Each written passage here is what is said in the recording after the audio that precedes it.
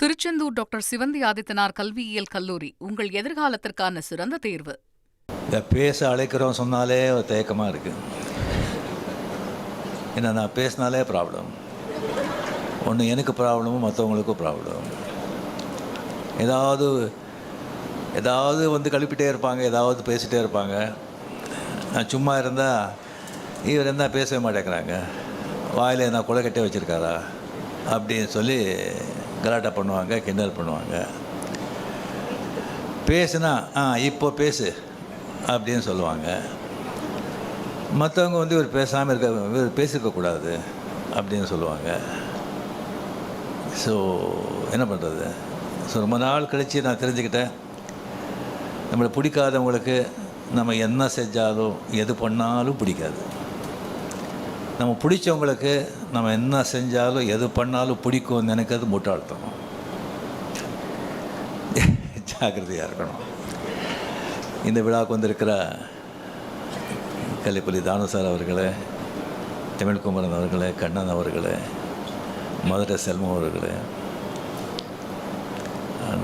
சிம்ரன்ஜி and பத்திரிகை நண்பர்கள் அனைவருக்குமே என்னுடைய அன்பார்ந்த வணக்கங்கள். முக்கியமாக வந்து கமல்ஹாசன் சார் அவர்கள் அண்ட் அஸ்வத் மாரிமுத்து. கமல் சார் வந்து இப்போ சொன்னாங்க வந்து இந்த ஆஃபீஸ் ஓப்பனிங் அப்போவே வந்து டெரஸில் வந்துட்டு ரஜினி இப்போ ஆஃபீஸ் பெருசாக ஸ்டார்ட் பண்ணிவிட்டேன், இந்த ராஜ்கமலுக்கு ஒரு படம் பண்ணணும் அப்படின்னு. சரி அப்படின்னு சொல்லி அதுக்கப்புறம் அவரும் பிஸி ஆகிட்டார், நானும் வந்து நான் பிஸி ஆகிட்டேன். ஸோ அதுக்கப்புறம் வந்து ஒரு சீரியஸாக சிவாஜிக்கு அப்புறமா வந்து பேசுகிற மாதிரி இருந்தது.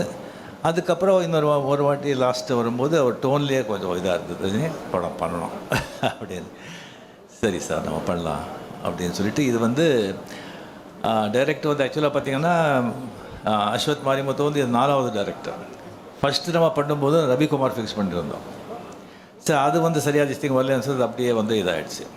அதுக்கப்புறம் நம்ம சுந்தர் சி சாருக்கு வந்து வேறு ஒரு படம் இருந்தது, கொஞ்சம் டிலே ஆகிட்ட மாதிரி இருந்தது. அதனால் நம்ம இது வந்து நான் விலகிக்கிறேன் சார், நம்ம அப்புறம் பண்ணிக்கலாம் அப்படின்னு சொல்லி இதாச்சு. அதுக்கப்புறம் நம்ம சிவி சக்கரவர்த்தி அவர் கதையெல்லாம் கேட்டு ரொம்ப நல்லா இருந்தது. பட் என்ன சார் ரொம்ப சென்சிட்டிவ் சப்ஜெக்ட் அது ஒரு கம்ப்ளீட்லி ஒரு நியூக்ளியர் சயின்டிஸ்ட் பற்றி, அந்த நியூக்ளியர் வெப்பன்ஸ் பற்றி, ஷூட்டிங் ஆப்கானிஸ்தான், ரஷ்யா, அந்த மாதிரியெல்லாம் ஒரு ரொம்ப நைஸ் சப்ஜெக்ட். பட் ரொம்ப ரொம்ப சென்சிட்டிவ், ரொம்ப ரொம்ப ஜாகிரதையாக டீல் பண்ணுறோம், டைம் கன்சியூமிங். ஸோ அதனாலே வந்து அதை வந்து நம்ம அப்புறம் இது பண்ணிக்கலாம் அப்படின்னு சொல்லும்போது தான் அஸ்வத் மாரிமுத்து நம்ம வந்து இந்த படத்துக்குள்ளே வந்தார். இப்போ கமல் முதலே சொன்ன மாதிரி இந்த டென்ஷன் எனக்கு வந்து ஏன் அப்படின்னு சொன்னால், கமல் வந்து கூப்பிட்டு ரஜினி நான் கதையும் கேட்க மாட்டேன், எதுவும் கேட்க மாட்டேன், நான் எல்லாத்தையும் உங்ககிட்ட விட்டேன், நீங்கள் என்ன சொல்கிறீங்களோ அதை நீங்கள் பண்ணுங்கள் அப்படின்னு சொல்லிட்டாங்க. அதே தான் பெரிய ஒரு டென்ஷன் ஆகிடுச்சு நமக்கு.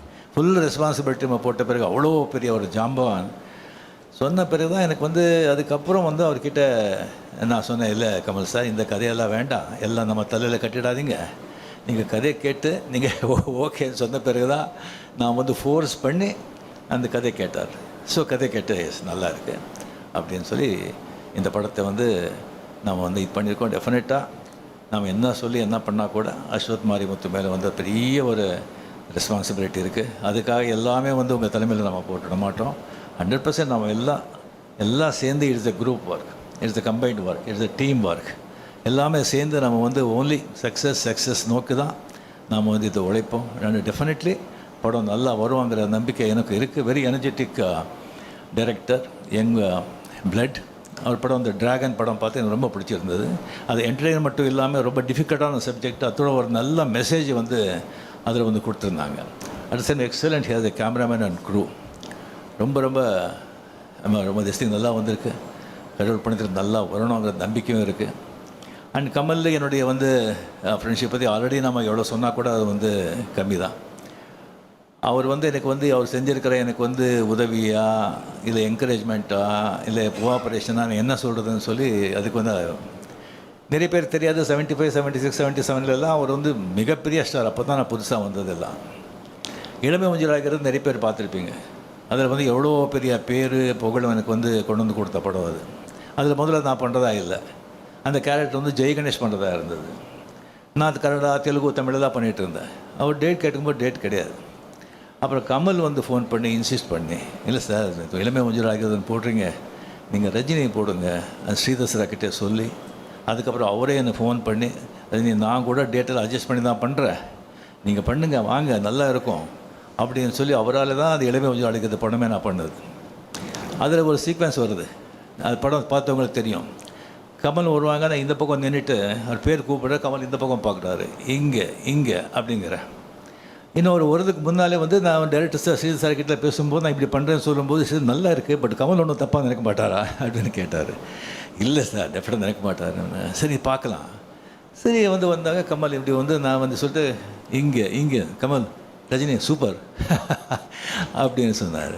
So sir we appreciated so much, எவ்வளோ அண்டர்ஸ்டாண்டிங் இருக்குது, ஸோ நைஸ் அப்படின்னு. ஸோ ஈவன் அது ஆடுபுலி ஆட்டம், அது படம் பார்த்தவங்களுக்கு தெரியும். ஒரு மோட்டர் பைக்கில் ஷேவ் பண்ணிகிட்ருப்போம். ஷேவ் பண்ணிகிட்டு இருக்கும்போது இன்ஸ்பெக்டர் இன்ஸ்பெக்டர் வந்துடுவான், போலீஸ் வந்துடுவோம். அப்படியே ஓடி போகும்போது அதுக்கப்புறம் பைக்கில் போகும்போது அவர் ஷேவ் பண்ணிட்டு தானே இருந்தேன். சரி ஷூட் பண்ணும்போது சார் ஷேவ் பண்ணிவிட்டு நான் ஓட்டுறேன் அப்படின்னு சொல்லும்போது எஸ்பி முத்துராமன் ஷேவ் பண்ணிவிட்டு ஓட்டுறதா, ஐயோ என்ன இது, அதெல்லாம் வேண்டாம். அப்போ கமல் பக்கத்தில் இருந்தார். சார் நல்லாயிருக்கும் சார், அது இதெல்லாம் புதுசு, அவர் புதுசு பண்ணால் நல்லாயிருக்கும். இந்த மாதிரி நான் சொல்லிகிட்டே போகலாம். அந்த மாதிரி ஒரு கமல் செஞ்ச அந்த உதவிக்கெல்லாம் என்கரேஜ்மெண்ட்டுக்கெல்லாம் அவருக்கு அது சொல்லிகிட்டே போகலாம். அது டெஃபினெட்லி. ஸோ இந்த படம் நாம் பண்ணுறது ராஜ்கமலில் எனக்கு அவ்வளோ சந்தோஷமாக இருக்குது, அவ்வளோ ரெஸ்பான்சிபிலிட்டியாக இருக்குது எனக்கு.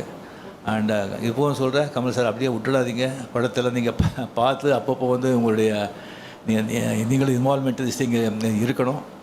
அண்ட் இந்த படம் டெஃபினெட்லி நல்லா வரும் அப்படிங்கிற நம்பிக்கை இருக்குது, நல்லா வரணும். அண்ட் உங்களுடைய பிளெஸிங்களால் நாளைக்கு படம் ஷூட்டிங் ஸ்டார்ட் ஆகுது. அண்டு சிம்ரன்ஜி கூட ஆஃப்டர் பேட்டை நம்மளுடைய பேர் ரொம்ப ரொம்ப ஜனங்கள் லைக் பண்ணாங்க. அது ரொம்ப கம்மியாக இருக்குது அப்படின்னு நினச்சாங்க. ஸோ இந்த படத்தில் ஃபுல்லாக நல்ல சீன்ஸு அண்ட் நல்ல கேரக்டர்ஸ் அதெல்லாம் இருக்குது. நல்ல அஸ்வத் சொன்ன மாதிரி நல்ல ஒரு என்டர்டெயின்மெண்ட்டோட ஒரு த்ரில்லர் இந்த படம் with Anees music. And last but not least Mahendran, அவரை பற்றி என்ன சொன்னாலும் எவ்வளோ சொன்னாலும் அது கம்மி தான் ஆகும். ஏன்னா கமல் சார் மாதிரி ஒரு ஆர்டிஸ்ட்டு அவருக்கு அந்த மாதிரி ஒரு ரைட் ஆன் திஸ் திங் இல்லைன்னு சொன்னால் அது ரொம்ப ரொம்ப ரொம்ப கஷ்டம். ஏன்னா அவருடைய இதே வேறு, அவர் பணம் அது இதை பற்றியெல்லாம் அதெல்லாம் அவருக்கு சினிமா க்ரியேட்டிவிட்டி அதில் தான் ஒரு வாழ்க்கையே. அதுக்கு கரெக்டாக அவர் போக்கில் விடாமல் கொஞ்சம் பிடிக்கிறதுக்கு மகேந்திரன் அந்த மாதிரி அவர் கிடைச்சது எனக்கு மிக மிக சந்தோஷம். நன்றி, தேங்க்யூ. திருச்செந்தூர் டாக்டர் சிவந்தி ஆதித்தனார் கல்வியியல் கல்லூரி உங்கள் எதிர்காலத்திற்கான சிறந்த தேர்வு.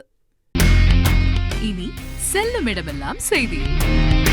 தந்தி டிவியின் வாட்ஸ்அப் சேனலை ஃபாலோ பண்ணினா செல்ல இருக்கும் இடமெல்லாம் செய்தி. இதோ QR கோட், இப்பவே ஸ்கேன் பண்ணுங்க, ஃபாலோ பண்ணுங்க.